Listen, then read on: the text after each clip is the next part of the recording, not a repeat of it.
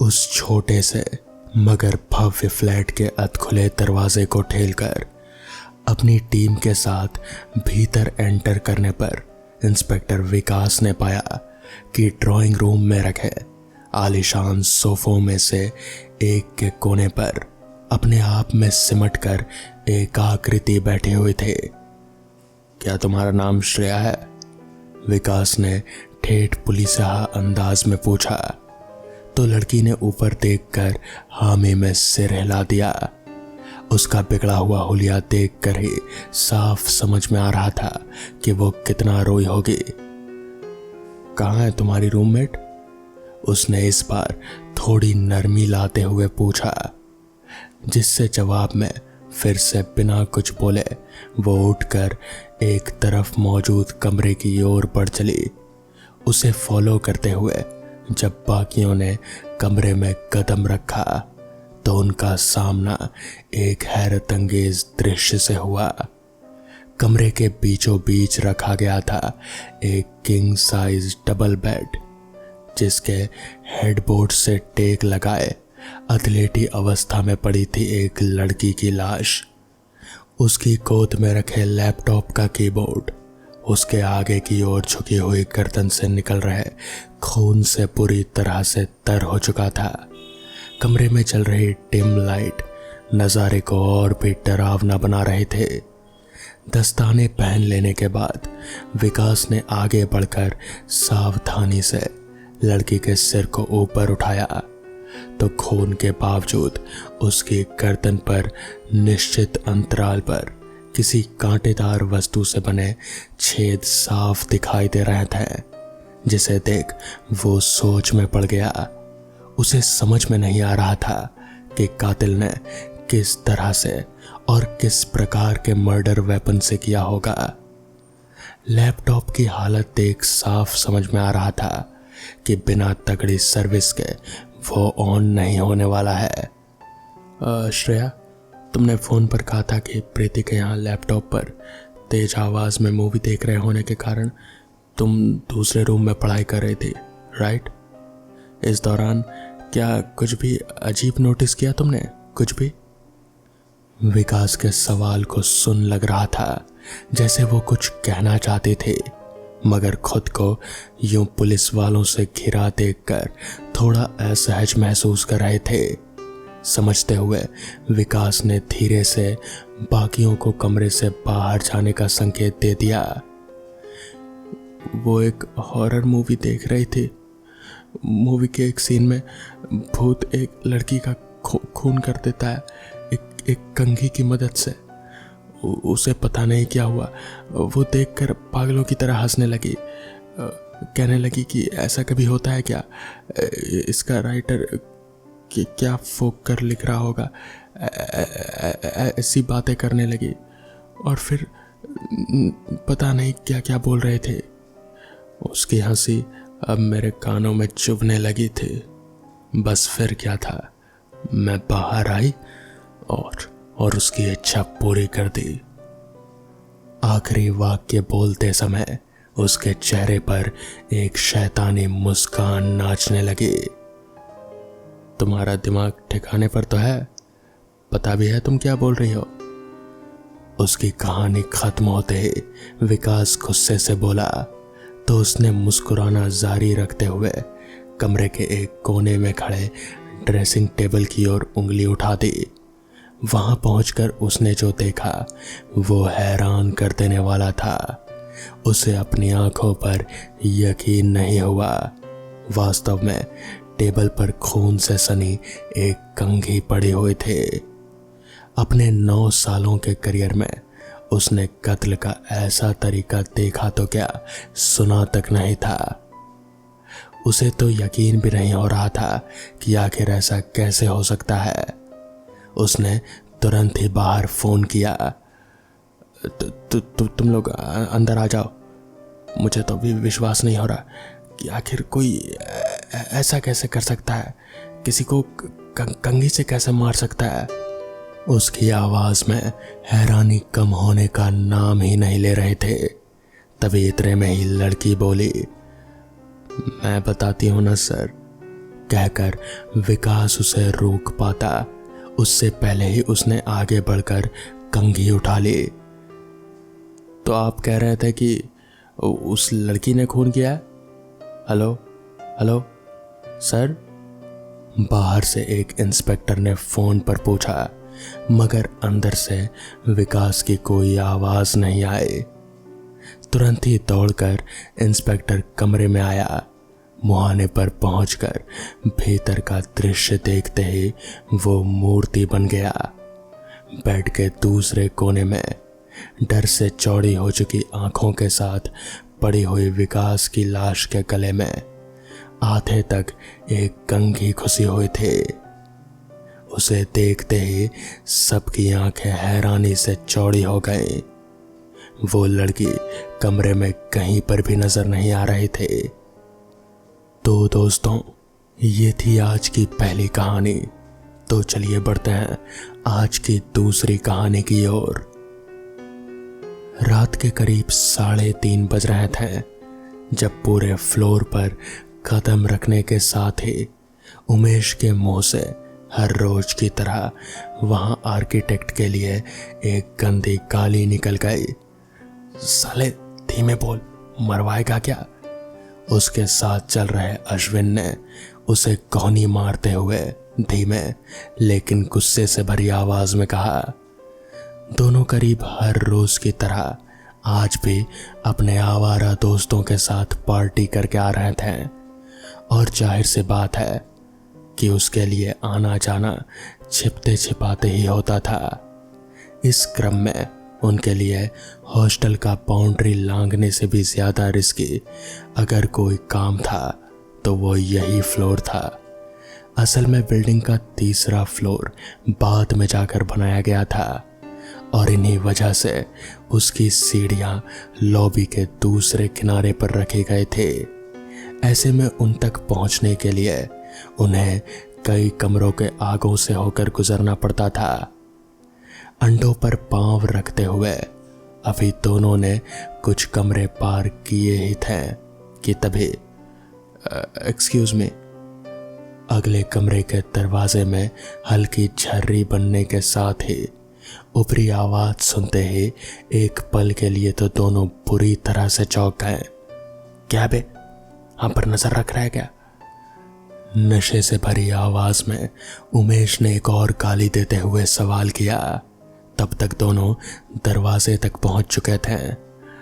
नहीं सर, वो असल में आकाश घर गया हुआ है और मुझे डर लग रहा है।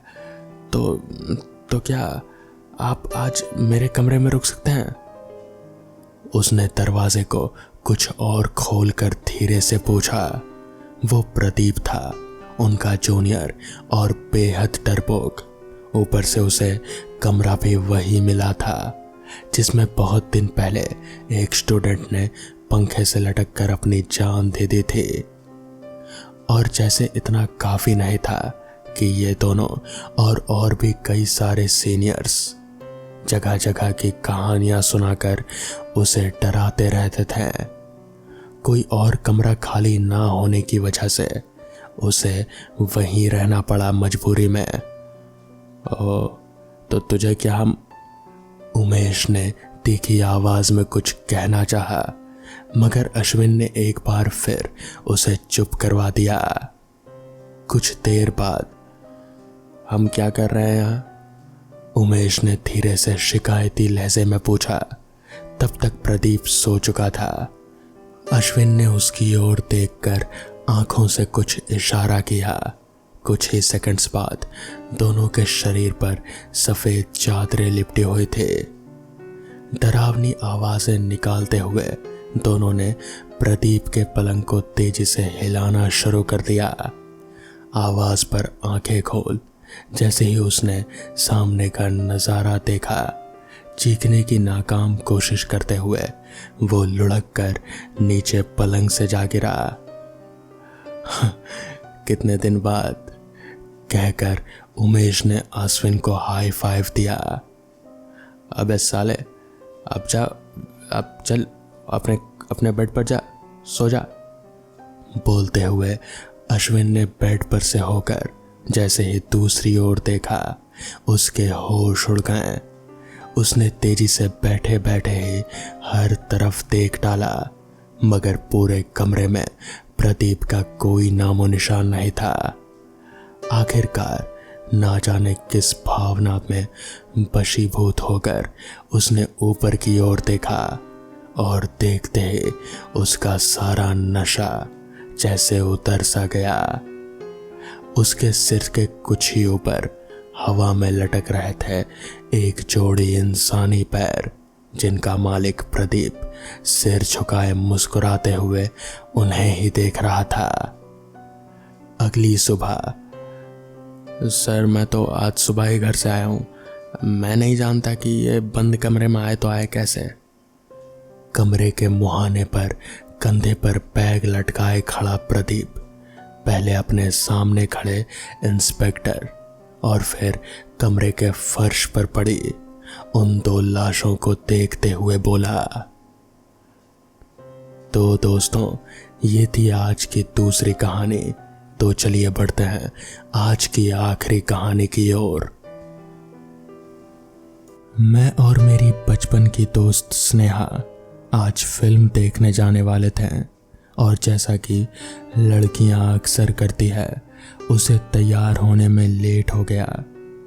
हमने शाम 6:30 बजे वाले शो की टिकट ली थी। थिएटर हमारे घर से आधे घंटे की दूरी पर था, पर शाम को 6 बजे के करीब ऑफिस और कॉलेज छूटने लग जाते हैं, जिस कारण काफ़ी ट्रैफिक हो जाता है और आधे घंटे दूर जगह पहुंचने में 2 घंटे लग जाते हैं। हमारा प्लान था 5:30 बजे निकलने पर हम हो चुके थे 5:48। हमने बस पकड़ी पर देखा कि ट्रैफिक बहुत ज़्यादा पड़ने लग गया था, जिससे हमने अनुमान लगाया कि हमारी फिल्म के लिए काफ़ी लेट हो जाएंगे। तब स्नेहा ने कहा कि चलकर अगर जाएं तो हम 6:30 बजे से पहले पहुंच सकते हैं। स्नेहा बचपन से ही साहसी और चंचल किस्म की थी और मुझे उसे कुछ ऐसे प्लान की ही उम्मीद थी। वो ये बोलकर सीधे दौड़ पड़ी। बस से उतरकर मैं भी उसके पीछे भाग लिया। उसने बताया कि उसे कुछ गलियां मालूम है जहां से निकलने पर उनका समय बच सकता है, पर वो गलियां बस्ती से होकर गुजरती है जहां ज़्यादातर मजदूर लोग रहते हैं। वहां गुंडे, चरसी और शराबी सभी तरह के लोग मिल जाएंगे और इसलिए मैं वहां जाने के खिलाफ था। फिर भी वो नहीं मानी और भागती हुई चली गई। मैं भी उसका पीछा करने लगा। वो गली काफ़ी संकरी थी, सिर्फ एक आदमी के आने जाने की जगह थी। साथ ही वहां अंधेरा भी था और वो गली सुनसान भी थी।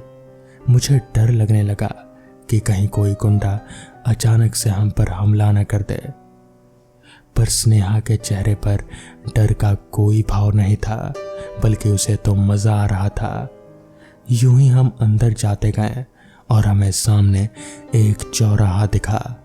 तभी हमारे दाईं ओर वाली गली से एक औरत, जो कि फटे पुराने कपड़े पहने हुए थी और पागल सी लग रही थी, उसे देखकर मैं एकदम से चौंक गया। फिर वो हमारे सामने आकर खड़ी हो गई और बोली, तुम दोनों उस पीले फूल वाले पेड़ से उससे दूर रहना।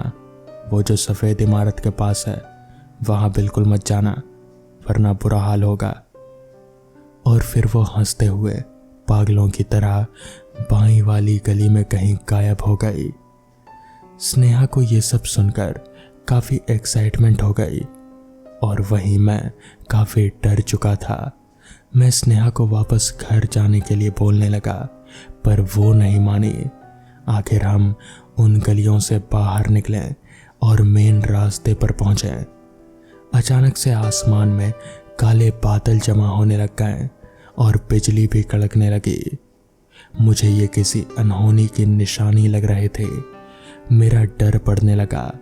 फिर थोड़ा आगे जो मैंने देखा, उसे देखकर मैं हक्का बक्का रह गया।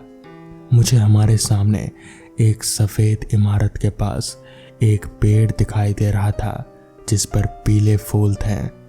मैंने स्नेहा को रोका और कहा कि हमें वहां नहीं जाना चाहिए, मगर उसने मेरी एक नहीं मानी और आगे दौड़ पड़ी। मैं भी तेजी से आगे बढ़ा और स्नेहा को पीछे धक्का देकर उस पेड़ के नीचे खड़ा हो गया। और तभी जहां मैं खड़ा था, तभी अचानक से मुझे ऐसा महसूस हुआ जैसे जमीन के नीचे से किसी ने मेरे पैरों को पकड़ लिया हो। पहले तो मैंने इस बात पर ज्यादा ध्यान नहीं दिया, मगर धीरे धीरे वो पकड़ जोर होने लगी।